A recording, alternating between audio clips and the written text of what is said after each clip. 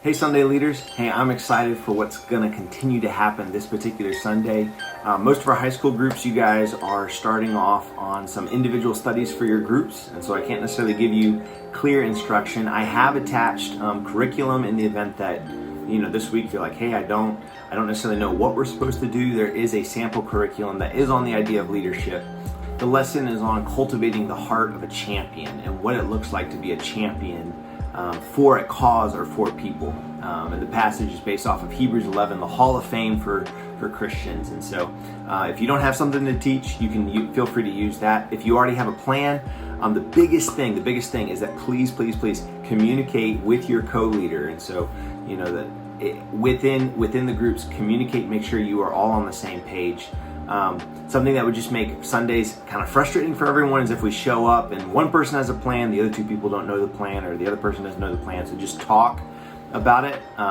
The leader's contact information is in Planning Center, so just reach out, make sure you're all on the same page. For middle schoolers, we're going to continue on in our study of Jesus. This week, Catherine Clemens is bringing the message, and she'll be talking about Matthew chapter 4 and the temptation of Jesus and how we face temptation just like Jesus did. Or more specifically, Jesus faced temptation just like we do, so he's able to relate to us. I just want to say I think it's going well on Sundays. That the energy in the room when we break from our leaders group and walk back in, I just feel like there's a certain buzz that wasn't there on Sunday mornings. I'd love to continue to cultivate that. And so a couple of things that I just wanted to ask you as leaders, if you would help us out and to help us accomplish our big win. As a reminder, our big win is that we want to see students take their next step in following Jesus. For some students, they need somewhat of a swift kick in the butt to be able to make that next step. Other students, they need almost to be given a little bit of space, but also given an opportunity just to be heard. A wise person once said that people don't care how much you know until they know how much you care. And so it is so important for us to give opportunities for students to speak, as well as be intentional and create a space where students feel like they can speak up. Some things to make sure that students feel like they are allowed to speak up is make sure that there's no disrespect going on in your group. So if one student is making fun of another student or calling another student names, shut that down quickly. If I've asked a question and a student's trying to answer it and these students over here are kind of having their own side conversation, I'll ask the student to pause and I'll tell these two students, hey, right now we're listening to this person.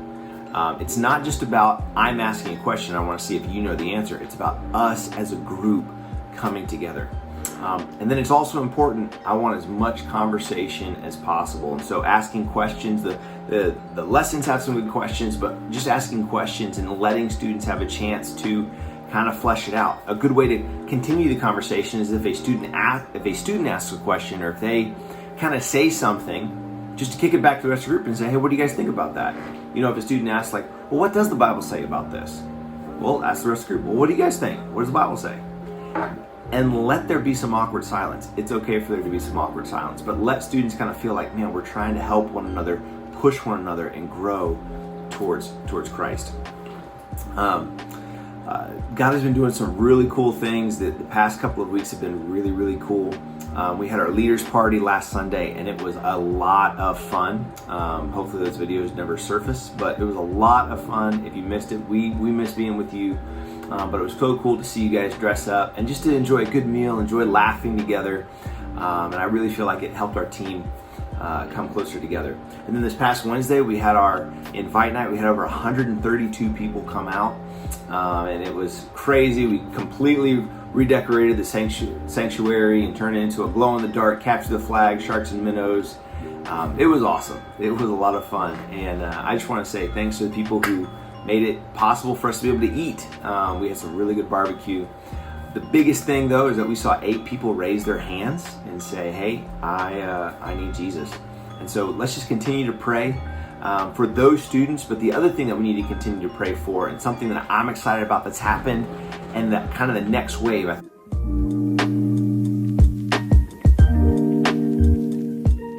For about the first 4 weeks that we've been meeting already, between Wednesdays and we've been doing Sundays probably a little bit closer to 6 or 7 weeks in this semester, we've really been focused on kind of coming together, getting people together. And I know some of our Sunday groups, some of your groups feel like, hey, we found a rhythm, and some we're still trying to find that rhythm. But we've kind of been focused on this coming together thing. The next kind of wave that we need to really push, and so this is going to be my objective for kind of the next 2 months, is really encouraging our students to go after and pursue other people. And we saw that last night with our Invite Night. We saw students reach out and invite their friends to come. But the thing that I realize is that the only way that our students will continue to reach out and go after people is if they see it modeled from the top down. And so one of the things that I want to begin doing, and so this is going to be happening, is I'm going to be reaching out to several of you and trying to organize some times where we can sit down, maybe just me and a small group of leaders by a life group, and I just want us to be able to get together and talk some about student ministry, but just how we're doing. And then I'd like to see us, and this is kind of the big thing, if you're able, I say if you're able to, I think this would be the difference between our student ministry staying where it is and going to the next level in terms of the engagement in our students. But I would like to challenge every single one of you to carve out some time to go to something with your students.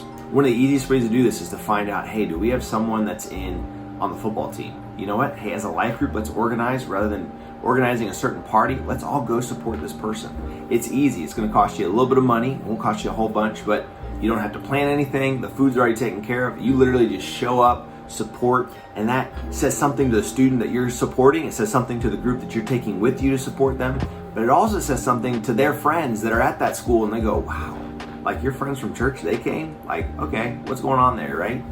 So that's the thing, is I would love to see us go. We want our students to go. We need to set the example and go. And so over the next couple of months, on Sunday mornings, this is a great way to have some discussions. Find out, hey, what are people into? What are people doing? Maybe set some dates as a group and go, hey, all right, well, like let's all get together and go support this person. And my challenge is find at least one day between now and December that we're all gonna go. And maybe it's just to support one person. Maybe we find out, hey, this person's in band, and this person's in a play, and this person has football, or this person, whatever, swim meets, whatever. We just want to go. We want to model going and pursuing and going after people. Because as we model that for our students will in turn do that with the people that are in their schools, with the people in their neighborhoods. And that's exactly what Jesus did. Jesus came after us. So we're going to model that. We're going to go after our students. And in turn, our students are going to go after their friends. And we're going to see people who are far from God come close to God. And so that's my challenge for you. I'm excited to see how that goes, and looking forward to what God's going to do the next couple of months. So love you guys, and have a great rest of your week.